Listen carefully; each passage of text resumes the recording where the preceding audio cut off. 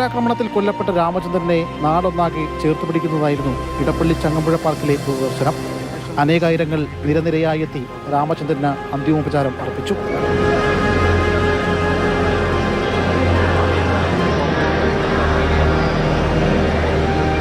നാടിന്റെ സ്നേഹവായ്പകൾക്ക് മുന്നിൽ അമ്മയും മക്കളും തൊഴുകൈയോടെ നിന്നു.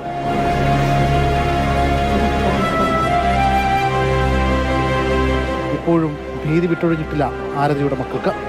മുത്തശ്ശനെ കൂപ്പുകൈയോടെ ഉണങ്ങി ബന്ധുക്കൾക്ക് മുന്നിൽ കേദാർ വാവിട്ട് കഴിഞ്ഞു.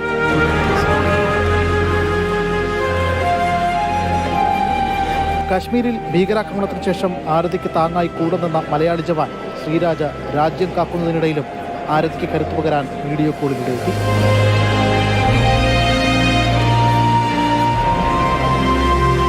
രാമചന്ദ്രന്റെ മകൻ അരവിന്ദ് മേനോൻ അച്ഛന്റെ ചേതനയേറ്റ ശരീരം ശ്രീരാജിനെ ഒരിക്കൽ കൂടി കാണിച്ചു.